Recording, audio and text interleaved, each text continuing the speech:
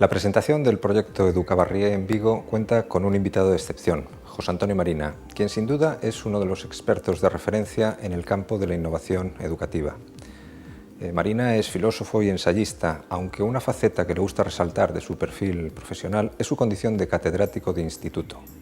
Como ha dicho en alguna ocasión, esta condición, esta posición, le ha permitido situarse en las trincheras del sistema educativo y, sin duda, le ha proporcionado también riquísimas experiencias para su elaboración de la teoría de la inteligencia, una teoría que arranca en el campo de la neurología y termina en el de la ética.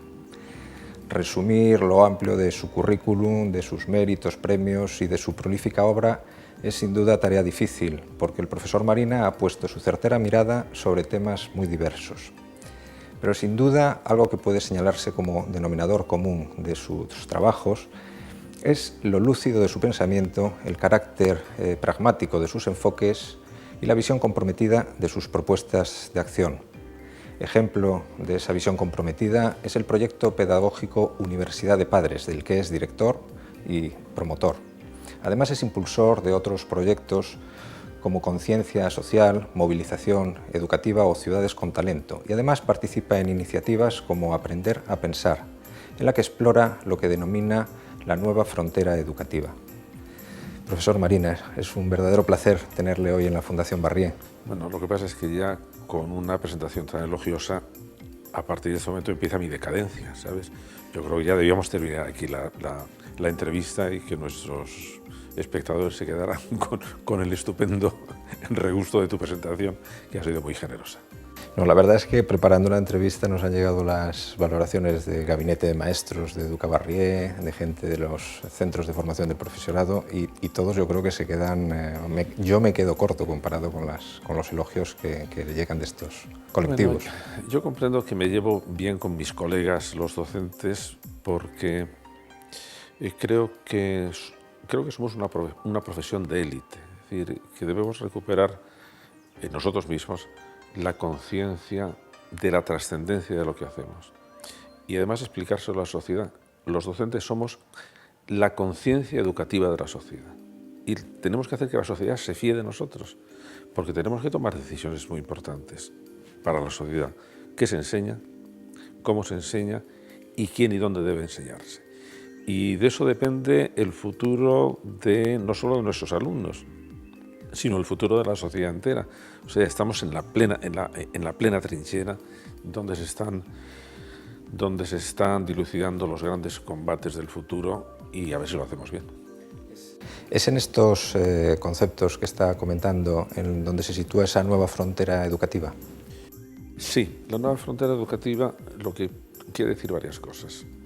En primer lugar, que ahora sabemos mucho sobre educación y sabemos que la educación tiene dos grandes fustes, dos grandes columnas. Una es la instrucción. Nuestros alumnos tienen que saber cosas y tenemos que saber qué cosas deben conocer y recordar, no solo qué cosas deben buscar, porque es desde la memoria personal desde la que se pueden realizar actividades verdaderamente creadoras. La segunda parte ya no es instrucción, la segunda parte es la formación del carácter. Es decir, de nada vale saber muchas cosas si después no las sabemos poner en práctica o no vamos a atrevernos a ponerlas en práctica o nos va a faltar perseverancia, de manera que hay unas virtudes fundamentales de la personalidad que son las que el niño y la niña deben aprender, que va desde la flexibilidad para pensar, la actividad para enfrentarse con los problemas, la resistencia cuando las cosas vienen mal dadas, una cierta valentía, la capacidad de entenderse con los demás y de mantener relaciones afectivas y sociales interesantes. Eso antes no creíamos que se pudiera enseñar de una manera directa. Ahora sabemos que tenemos métodos para hacerlo y por lo tanto debemos traerlos a la escuela. Forma parte de la nueva frontera educativa y también aprovechar lo que nos está diciendo en los últimos 15 años la neurociencia.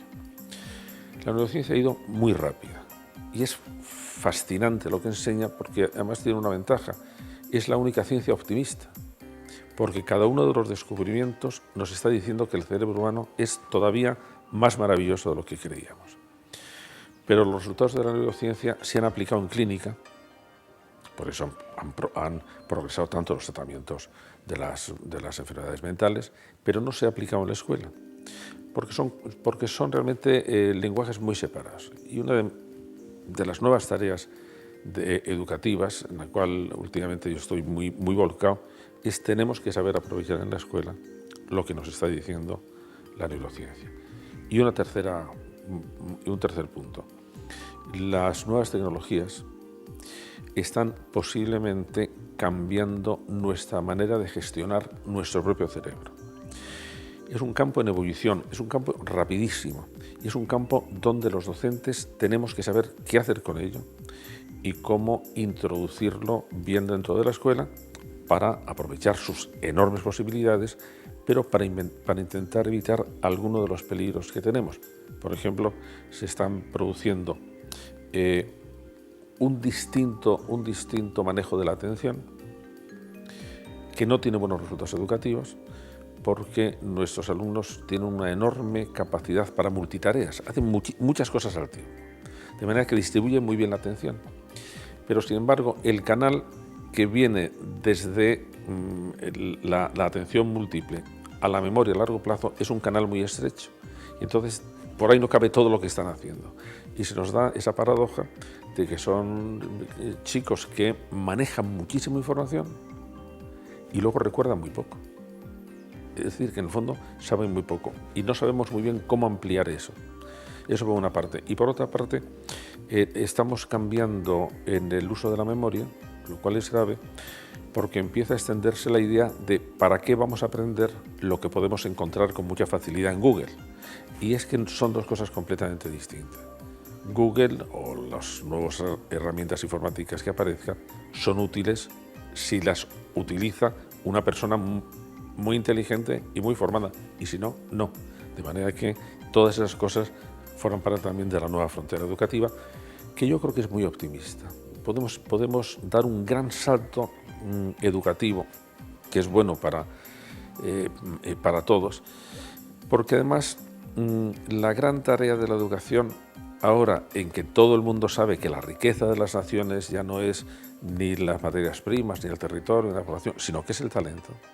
Entonces hay que explicar a la sociedad que el talento no está antes, sino después de la educación. Antes de la educación hay biología. La educación es la que genera talento. Y claro, si nosotros generamos talento, la escuela genera talento, la escuela es la que está produciendo la gran materia de nuestro desarrollo en todos los niveles, de manera que nos tienen todo el mundo que proteger por la cuenta que les tiene, porque nosotros somos generadores de talento. Uno de los temas que ha comentado, que es la incorporación a la nueva tecnología, es una preocupación por parte del profesorado, que es uno de los agentes de ese proceso de cambio hacia una nueva frontera educativa, porque se da también una paradoja, y es que los niños están más preparados para la tecnología, ya son como nativos digitales frente a los profesores o educadores, ¿no? Pero a mí me gustaría también, es verdad, y los profesores tienen que hacer todo lo posible por acostumbrarse a las nuevas tecnologías. Pero no les debe importar mucho que sus alumnos las manejen mejor, por una razón. A mí me gustaría cambiar el nombre de profesor y sustituirle por entrenador. Vamos a ver, ¿quién juega mejor al fútbol, Guardiola o Messi? Messi. Mourinho o Cristiano Ronaldo. Cristiano Ronaldo. ¿Quién sabe más? Guardiola y Mourinho. De manera que es que son dos cosas distintas. Sin duda alguna, los niños, nuestros alumnos, van a hacer mucho mejor eso que los profesores. Lo importante es que los profesores sepan qué hacer con eso. Nosotros somos entrenadores. Y además, hacer ese cambio de concepto yo creo que sería estupendo en la escuela, porque los jugadores se unen a su entrenador y en cambio los alumnos se distancian del profesor, porque el profesor es el que le va a evaluar, es el que va... No, el entrenador es el que me va a hacer ganar y el profesor es el que me va a suspender. Nada, yo me considero entrenador en filosofía. Uno de los objetivos del proyecto Educa Barrié, que presenta hoy la Fundación Barrié, es precisamente la promoción y el apoyo al talento. En el libro Los secretos, la educación del talento, usted propone una definición que presenta al talento como la inteligencia triunfante. ¿Qué mensaje podríamos dar a los profesores para avanzar en esa promoción del talento en las escuelas? Bueno, en primer lugar, que se den cuenta de que esa es una afirmación real, que la educación es la que genera el talento de los alumnos. En segundo lugar, que se den cuenta de que son capaces de hacerlo, que naturalmente lo harán mejor o peor, pero que pueden hacerlo mejor.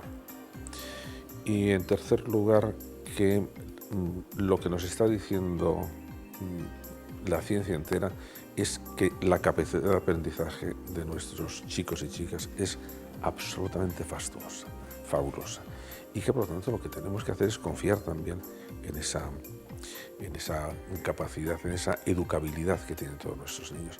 Todos nuestros alumnos pueden aprender, todo. Y nosotros tenemos que desarrollar las habilidades necesarias para saberlo hacer. Y una de ellas es, por ejemplo, reconocer como primer derecho educativo de los niños, todo niño tiene derecho a haber experimentado el éxito educativo alguna vez en su vida. Y digamos que me dicen, bueno, ¿y si el niño es tan torpe, tan torpe? Ah, no, si el niño es tan torpe, es obligación del docente ingeniárselas para que ese niño también tenga la experiencia de éxito merecido. ¿Cómo? Bueno, dosificando las tareas, porque en el momento que un niño de repente se da cuenta que ha triunfado en hacer una de sus tareas, esa experiencia es maravillosa para el niño como es maravillosa para nosotros. Queremos sentirla otra vez. Y el niño se va a esforzar por sentirla otra vez. Ha picado ya el anzuelo educativo. Y esa es la astucia del docente. Nuestra profesión es conseguir que aprendan. Y esto es una tarea pues muy de todo terreno, muy con sus astucias, con sus habilidades, con sus recursos. No es yo esto lo sé muy bien y se lo enseño, sino a ver dónde están mis alumnos. Y ese juego es maravilloso. En ese conseguir que aprendan, uno de los factores principales que también trata en uno de los números de la colección de Biblioteca de Universidad de Padres es precisamente el de la motivación, que es otra gran preocupación de los profesores, ¿no? Cómo motivar. Usted en ese libro ha desarrollado pues, una teoría, una pedagogía de la motivación, ¿no? ¿Qué les decimos a los profesores? Bueno, lo que decimos a los profesores, vamos a ver, si nuestros alumnos están muy motivados para lo que les interesa a ellos. Lo único que pasa es que nosotros queremos hacer una operación muy complicada, que es conseguir que nuestros alumnos se interesen por cosas que no les interesan, que nos interesan a nosotros, o que por lo menos nosotros consideramos que es importante. Entonces hay que empezar de esa tarea, si es que nosotros estamos queriendo que se interesen por cosas que no les interesan. Entonces, ¿qué puede hacer un profesor? Tener la astucia, porque esto es cuestión de astucias, es que nosotros debemos ser astutos, de conseguir enlazar lo que el profesor cree que es importante con lo que le interesa al niño. ¿Y al niño qué le interesa? Pues le interesan tres cosas. Le interesa pasarlo bien, le interesa ser reconocido afectivamente y le interesa sentir que progresa. Y, pues una de dos, a ver si tienes el talento de enlazar las ecuaciones de segundo grado o con el bienestar del niño, o con el reconocimiento del niño, o con el sentimiento de progreso del niño. Y si no lo consigues, no le va a interesar. Y si lo consigues, le va a interesar. Y pues ahí está el asunto. Más luego un nuevo tipo de motivación que hemos diseñado, y eso es peligroso. Hay cosas que no hay que hacer porque se tengan ganas de hacerlas, que es lo que significa motivación. Hay cosas que hay que hacerlas porque es mi deber hacerlas. Y eso desde muy pequeño, nosotros recomendamos que a partir del primer curso de primaria, al niño hay que hablar de deberes. Pero los padres deben hablar de deberes igual que ellos tienen sus deberes.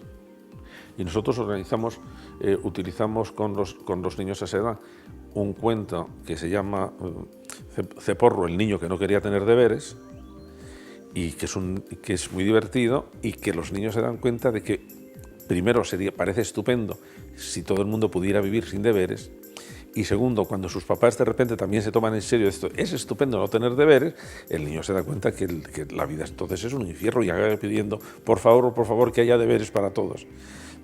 Pues porque sí conviene decirles que hay cosas que hay que hacer aunque no se tengan ganas de hacerlas, y forma parte de la educación.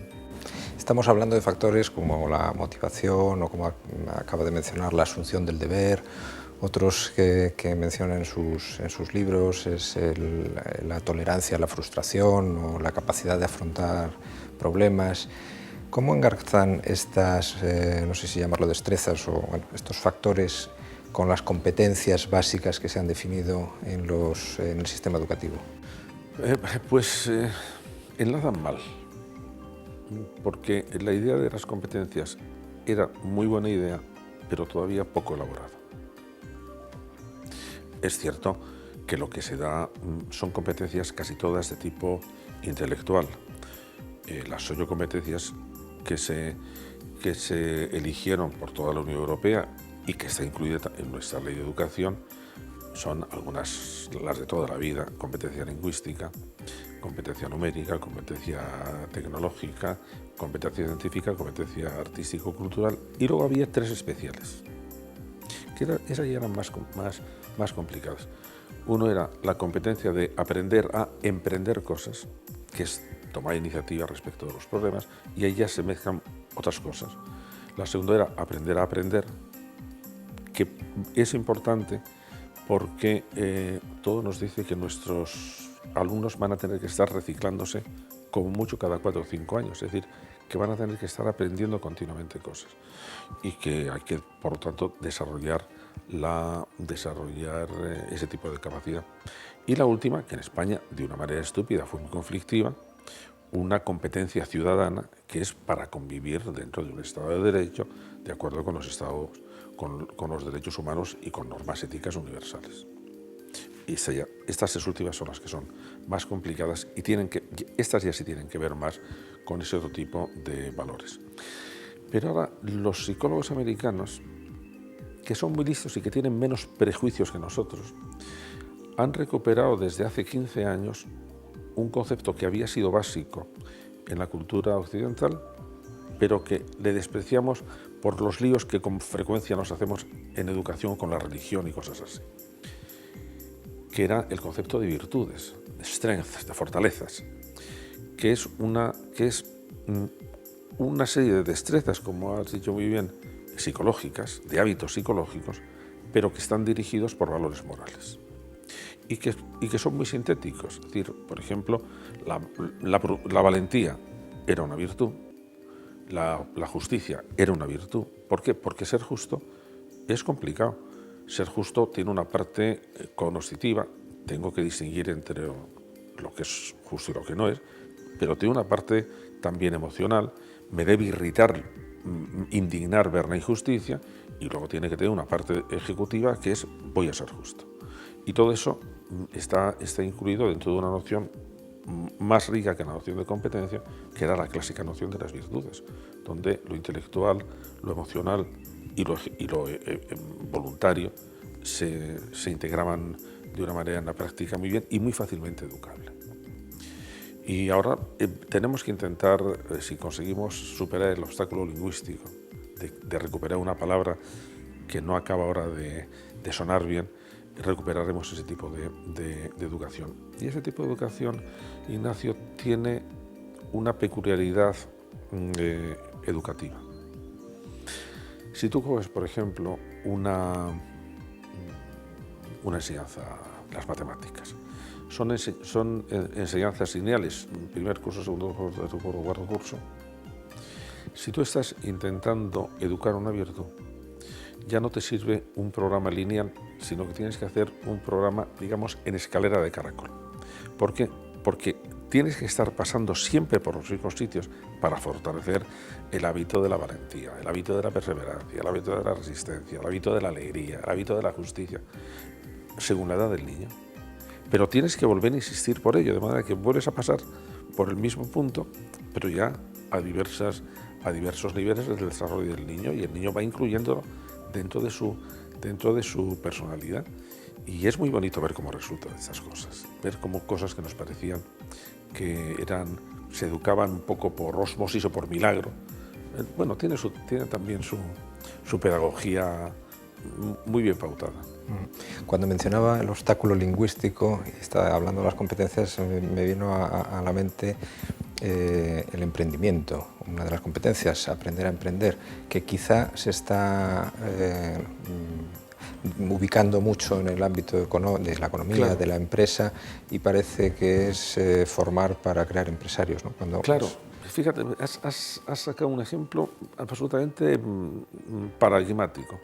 La palabra emprender, que nos viene de la Edad Media, era la capacidad para iniciar cosas valiosas, en general. Pertenecía a la virtud de la fortaleza. La virtud de la fortaleza tenía, digamos, dos derivaciones. Es la capacidad de emprender, de tomar iniciativas, y luego la capacidad de resistir cuando las cosas te venían mal. Cuando llega el siglo XIX, en plena era industrial, entonces quien destaca más cómo tomar iniciativas son los emprendedores económicos. Y entonces la palabra empresa se convierte en una institución de producción económica. Pero eso fue porque en aquel momento lo hicieron muy bien.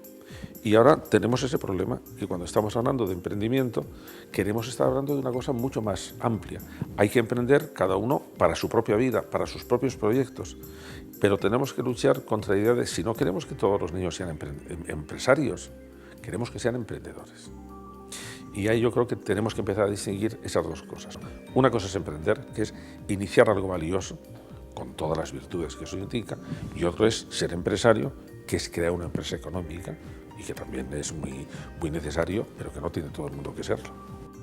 He leído en un artículo suyo que considera el sistema educativo español un diplodocus dormido.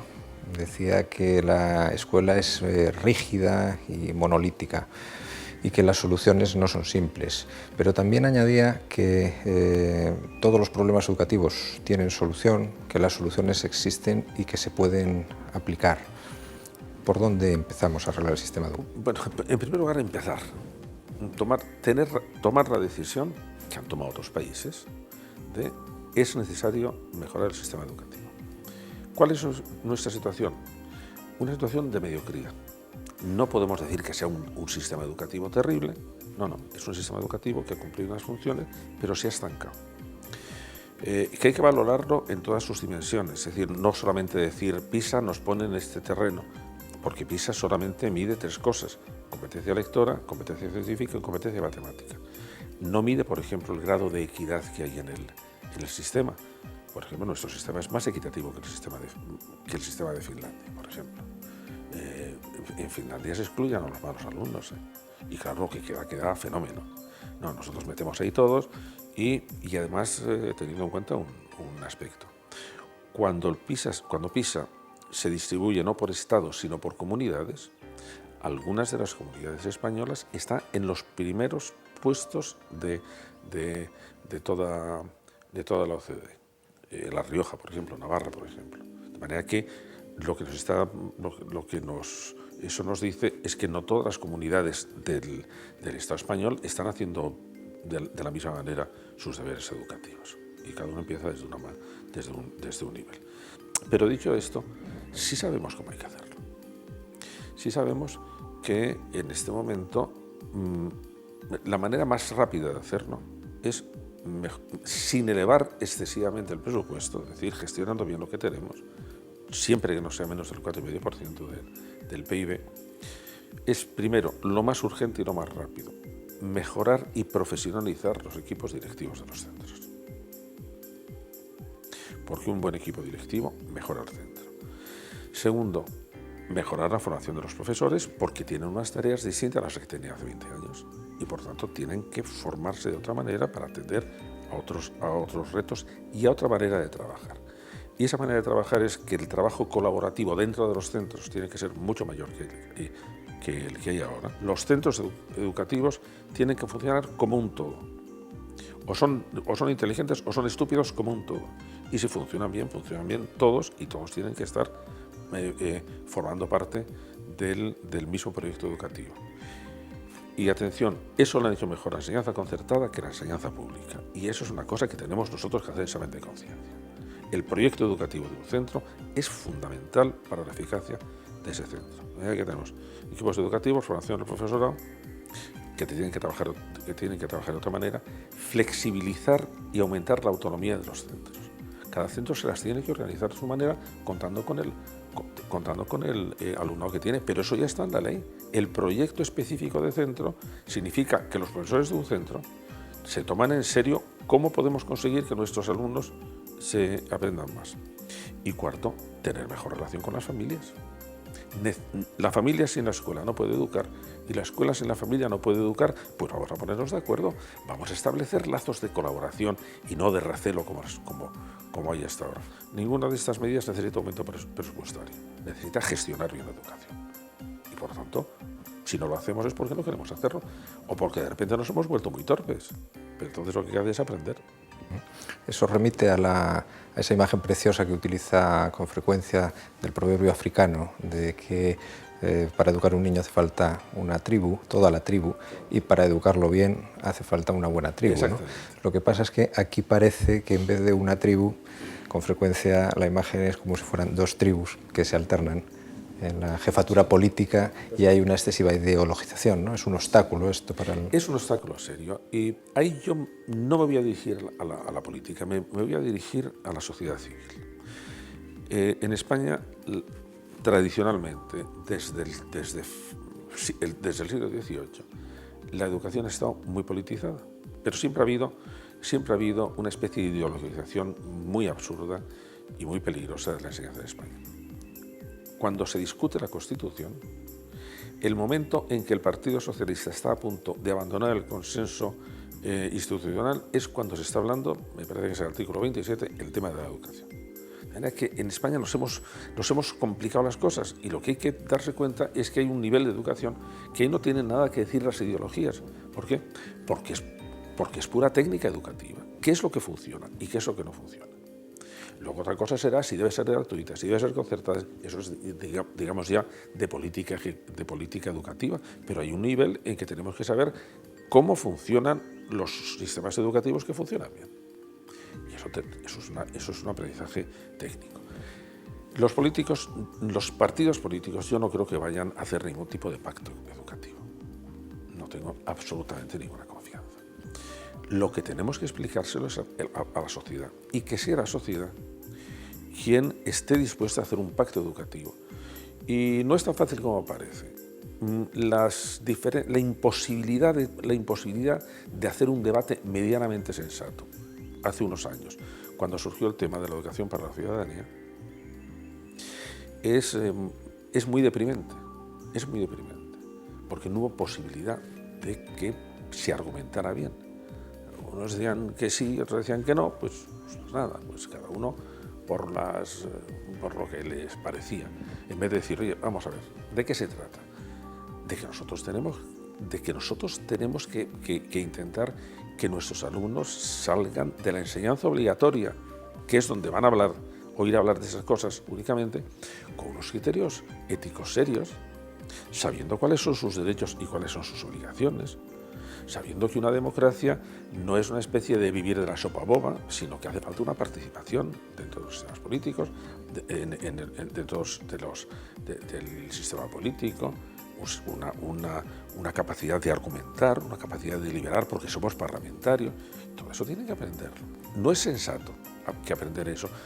Si nos estamos quejando de que hemos educado a una juventud que se frustra con facilidad, que no aguanta bien el esfuerzo, habrá que enseñar ese tipo de cosas también. Pero ¿cómo no nos pudimos poner de acuerdo en una cosa tan elemental? Pues porque nadie atendió a eso. Cada uno atendió, esto lo ha dicho el Partido Socialista, esto lo ha dicho no sé qué, y la Conferencia Episcopal ha dicho no sé cuánto, cada uno puso su posición y no se leyeron los programas, no se leyeron qué se estaba haciendo en otros países. Así no se puede hablar de educación. Eso desde el pueblo llano. Tenemos que elevar el debate educativo, y por eso con muchísima paciencia. Por eso me parece tan estupendo lo que está haciendo la Fundación Barrié.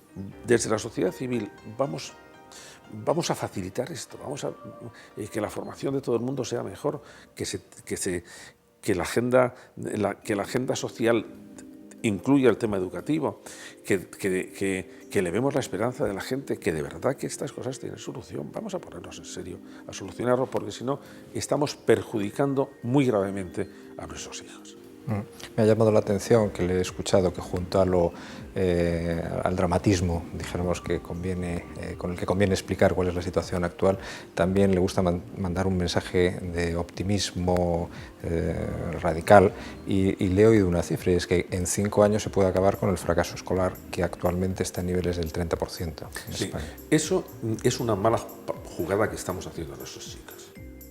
Y somos los adultos que nos lo estamos haciendo. El tener una tasa del 30% es condenar a un tercio de nuestra juventud a una vida muy precaria. Entonces, bueno, ¿eso es el destino? No hay ningún destino que nos diga esto no se puede arreglar. Esto lo que hay que hacer es, primero, ¿podemos aprender de alguien que lo haya hecho ya? Sí. En los años 90 se hicieron muchas reformas educativas de gran calado en muchos países. Y ya después de 20 años sabemos los resultados. ¿Hace falta mucho dinero? No hace falta mucho dinero. No, hace falta gestionar bien el dinero que se tenga con tal de que no baje de esa cifra. Pero nosotros hemos estado en el 4,9%, hemos bajado al 4,7%. Bueno, ahora si bajamos al 4,3% ya no lo podemos hacer, pero vamos a mantenerlos no en cifras a la finlandesa o a la sueca, sino cifras a la española, con el 4,7 que teníamos. Y luego vamos a proponernos un objetivo claro, evaluable y a plazo fijo. Todos los estudios que tenemos nos dicen que las grandes reformas se han hecho y han durado entre 3 y 6 años. Los estudios que hemos hecho para España nos ponemos, digamos, casi no en el sistema más pesimista de los 6 años, pero vamos a valer 5 años. Pero en 5 años se puede arreglar. Si me preguntas, ¿y se va a arreglar? Te voy a decir no. ¿Por qué? Pues porque no nos interesa como objetivo público el conseguirlo. En el fondo, y es triste decirlo, la educación no preocupa a nadie. Una prueba, cuando se hacen las encuestas a la población diciendo ¿qué le preocupa a usted más? Antes aparecía el terrorismo, ahora aparece el paro, la situación económica, nunca aparece la educación. La educación no le preocupa a nadie. Piensa que, bueno, ya sobreviviremos, ya. No, es que es un asunto dramático. Por eso hay que hablarlo dramáticamente.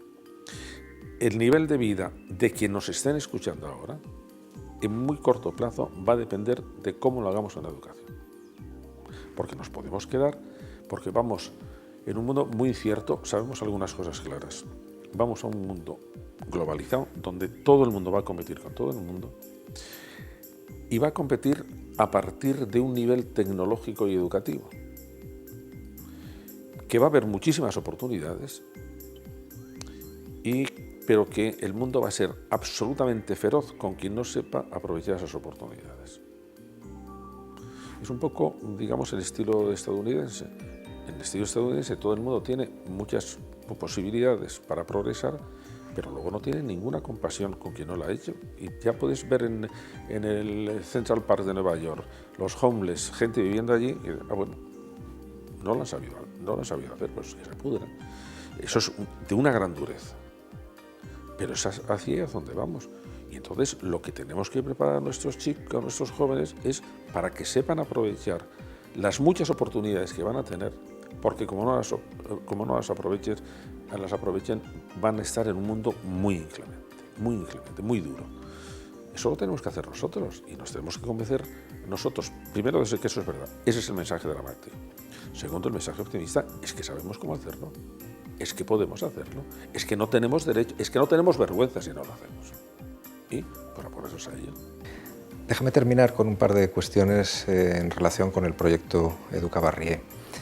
La Fundación Barrié ha tenido la educación como eje fundamental de su actividad desde su fundación en 1966. El proyecto de Educabarrié avanza en una de las funciones de la Fundación, como es la creación de oportunidades y el apoyo al talento. ¿Cuál es su opinión acerca del enfoque de Educabarrié, concebido como proyecto al servicio de la comunidad educativa, pero haciéndoles copartícipes activos, no como meros receptores? ¿Le parece que estos enfoques es el momento de este tipo de enfoques de espíritu colaborativo? Creo que es el momento y me ha parecido que la manera de enfocarlo de Educabarrié está muy bien dosificada. Porque por una parte hay que colaborar y cooperar, pero por otra parte cada uno de los elementos tiene su función un poco especial. De activador, la Fundación, porque tiene mucha agilidad, porque puede, por ejemplo, buscar información que es muy difícil que desde el sistema educativo puedan hacer. Pero, sin embargo, quien está en la realidad es el profesorado. Entonces, el momento en que se junten esa capacidad de movilización que puede tener la Fundación y se lo ofreces a un grupo de docentes para poner posibilidades a su disposición, de esa mezcla puede resultar unos efectos realmente muy espectaculares. Tienen que aprender a convivir y tienen que aprender a colaborar, pero a mí me parece, por todas las cosas que yo he ido comentando con los miembros de la dirección de Educabarrié, que se han dado cuenta que primero tienen ellos que aprender, es decir, que tienen que abrir posibilidades para que los docentes las aprovechen, que ellos no tienen que hacer cosas. Es decir, la Fundación no es una institución educativa directa, es una organización promotora de actividades educativas. Y que esa tarea de promoción, de iniciativa, de ánimo, de soporte, de buscar nuevos yacimientos, eso es realmente fantástico, porque entonces el sistema educativo, si es lo suficientemente inteligente, aprovechará y se dejará promover, digamos, se dejará animar, aprovechará las oportunidades que se está poniendo la Fundación. Una de las secciones que más descarga está teniendo en Educabarrié es Barrié Peques, que es en la que se reúnen los recursos más orientados a familias, lo cual es un indicio también del interés que hay no solo entre el profesorado, sino entre las familias para la estimulación temprana. En uno de los libros de Universidad de Padres, el que dedican al cerebro infantil, habla usted del cerebro que siente y se emociona, del cerebro que conoce y del cerebro ejecutivo, ¿no? Sí. ¿Qué actividades se pueden promover desde Educabarrié u otras instituciones en este terreno? Bueno, antes estaba hablando con el director de la Fundación, que creo que ha hecho muy bien en este primer paso de Educabarrié centrarse en el mundo docente. Pero que el segundo paso sería dedicarse a los padres. Y ahí en ese terreno yo tengo una experiencia grande, larga y muy satisfactoria. Porque cuando hace 5 años fundé la Universidad de Padres, a través de Internet, lo hice porque me daba cuenta de los problemas que tienen los padres para educar a sus hijos, de la dificultad que tienen las escuelas de padres presenciales, porque todo el mundo está muy sobrecargado de trabajo, y de las ventajas que nos daban las nuevas tecnologías, que consistía en llevar la escuela de padres a donde están los padres, que es en su casa. Y los programas que hemos elaborado, yo creo que son muy completos. Yo digo medio broma, medio en serio, que no hay en este momento unos programas mejores en el mundo, por una razón, porque si los hubiéramos copiado, porque nosotros nos dedicamos a ver qué es lo que se está haciendo. Y las posibilidades que tienen las familias de ayudar a sus peques es fantástica. Es decir, es que no solo el éxito escolar, sino incluso el desarrollo del cociente intelectual está enormemente relacionado con lo que hagan los padres en la primera etapa. No en el mito de 0 a 3 años, no, es mucho más amplio, es mucho más amplio. pero cuando se lo explicamos a los padres y les decimos que no es que tengan que convertirse ellos en profesores, porque ellos no son profesores, ellos son padres, ellos no son amigos, ellos son padres. No tienen tampoco que convertirse en psicólogos. Si el asunto es bastante sencillo, con tal de que tengan algunas ideas muy claras y con tal de que vayan aprendiendo de la experiencia, que es lo que nosotros tenemos. Nosotros tenemos mucha experiencia, vamos a ver si conseguimos que tú la vayas aprendiendo también. Puede tener una importancia en los críos fundamental, y además los padres que recuperan la confianza en que ellos pueden educar en sus hijos, son padres mucho más felices, porque muchísimos padres actuales viven muy angustiados. No saben si lo están haciendo bien, si lo están haciendo mal, si están haciendo daño a los hijos, si están demasiado preocupados por el trabajo, y nosotros también les tranquilizamos bastante, porque los niños tienen muchos recursos. Y entonces lo que tenemos que hacer entre todos es ayudar a que los desarrollen. Cuando el libro que escribí sobre el cerebro infantil lo titulaba La gran oportunidad. Entonces, ¿en qué consiste respecto de los padres? Que sepan en cada momento de la evolución del niño qué es lo que el niño está recibiendo en ese momento, para que ellos se centren en eso. Por poner un ejemplo, durante el primero y el segundo año, el niño lo que necesita es sentirse en un mundo acogedor y que se va ordenando, que se va volviendo previsible. Y eso los padres lo consiguen, no solamente con su atención, con su cuidado, con su cariño, sino con pautas de conducta muy rutinarias. Tiene sus horas para comer, sus horas para lavarse, porque el niño está aprendiendo a perder miedo al mundo, está aprendiendo que el mundo es previsible. A partir del segundo año, el niño necesita que los padres les pongan límites.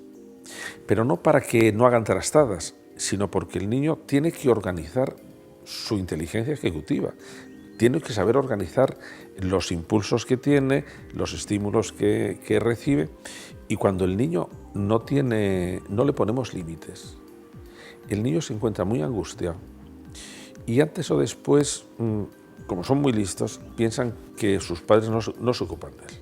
Y los ejemplos que yo tengo de esto, podríamos estar aquí el día entero hablando de ellos. Necesitan límites. ¿Qué es lo más importante? Yo recuerdo haber oído muchas veces a Perry Brazelton, que yo creo que es el mejor pediatra de Estados Unidos. Los niños necesitan dos cosas. Primero, cariño. Segundo, exigencia y límites. Las dos cosas, porque una no suple a la otra. Bueno, pues entonces, ¿y cuál es el momento? Hombre, el momento es cuando el niño a partir de los 10 años empieza a una cosa que tiene que conocer los padres. Al niño lo que quiere es crecer. ¿Cuál es la obsesión del niño? Crecer. Y primero es andar, luego es hablar, luego es soltarse de la mano de los padres y luego es tantear a ver hasta dónde llegan los padres. Entonces se vuelven expertos en chinchar, se vuelven expertos. Bueno, pues eso es lo que. Y es su obligación del niño. Su obligación del niño es rebelarse. Pero tenemos que decir, de acuerdo, eso hasta los 4 o 5 años. Si un niño sigue rebelándose y sobre todo se adquiere a los 4 años, a los 4 o 5 años, adquiere una respuesta desafiante, cuidado, ahí tenemos un problema. Que se da justo esa edad. Ese problema hay que resolverlo antes de los 8 años. Si a los 8 años el niño es desafiante o ha desarrollado algún tipo de agresividad, y si eso va acompañado, por ejemplo, con que no parece que tenga compasión cuando ve que algún compañero suyo, algún niño, compañero suyo se ha caído o se comporta cruelmente con los animales, cuidado, este es un caso, hay que resolverlo ahora. Porque si este caso no se resuelve durante la primaria, el asunto tiene, digamos, difícil pronóstico, porque en secundaria las cosas se complican mucho. Esos son consejos que se explican bastante bien, además cuando le dices, y si tienes este problema, si no le tienes, te has enterado y puedes decir, qué suerte he tenido. Y si lo tienes, no te desesperes, te vamos a decir cómo hay que afrontarlo. O, mi niño tiene muchos miedos. Bueno, pues mira, es que los miedos, ¿qué tipo de miedos es? Todos los niños tienen miedo a caerse desde que nacen. A los 2 años, a partir de los 9 meses, tienen miedo a los extraños, pero debe desaparecer a los 2 meses. A los 4 meses empiezan a tener muchos miedos y empiezan a tener una especie de ambivalencia respecto de los monstruos. Les horrorizan los monstruos y quieren que les estemos contando siempre cuentos de monstruos.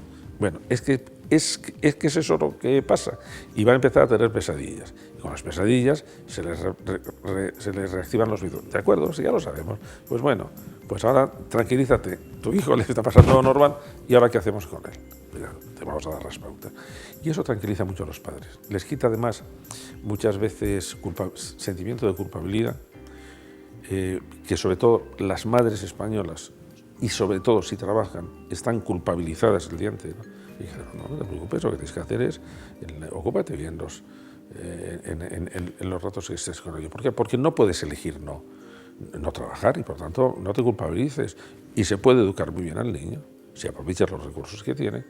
Y a partir de los 4 o 5 años es bueno para el niño incluso que puedas trabajar fuera de casa. Porque si no, el niño con mucha facilidad se acostumbra a tener una chacha 24 horas pendiente de él. Y no, la mamá no está solo para ocuparse del niño. La mamá tiene su vida independiente. Y cuando le explicamos eso a los padres, que ninguna persona es padre o madre y nada más que eso. No, cada persona tiene sus proyectos personales, sus proyectos de pareja, sus proyectos profesionales, sus aficiones. Y durante unos años va a tener que dedicar mucho tiempo a educar al niño. Pero eso es una situación, digamos, pasajera. Por lo tanto, no puede perder lo otro. Y nosotros lo que intentamos es que aprenda a compaginar esas dos cosas, su vida privada y su vida parental. ¿Para qué? Para que ninguna de las dos salga gravemente perjudicada. Y esto es muy bonito y la verdad es muy emocionante y muy satisfactorio cuando ves que el asunto funciona y cuando ves que, pues claro, los padres van pasando de curso en curso, ¿eh? Y hay algunos padres que llevan 5 cursos con nosotros, que empezaron con el niño recién nacido o con el niño de 3 años y ya tiene 8, o con el niño. De manera que es una fuente de esperanza, de optimismo y de alegría, porque hay una experiencia maravillosa, y yo quisiera que no lo perdiéramos nadie, que es ver crecer a un niño. Ver crecer a un niño es una experiencia absolutamente prodigiosa. Y ahora nos hemos metido en un discurso trágico de la educación, que entonces no vemos más que cosas horribles por todas partes. No, vamos a recuperar un poco esa ingenuidad de ver que el niño nace genial y bueno, vamos a ver si sigue genial todo el tiempo que podamos. Profesor Marina, pues nos quedamos con estas últimas palabras de optimismo, de alegría respecto a lo que es la aventura de ver crecer los niños, y le agradecemos infinitamente porque podríamos estar hablando horas con usted y aprendiendo constantemente. Y gracias realmente también a la Fundación, para que me gustaría que todos los ciudadanos se dieran cuenta de que todos van a salir beneficiados de que la Fundación tenga éxito educativo, porque al final los beneficiados de la educación somos todos. Sin duda, pues muchas gracias. Gracias.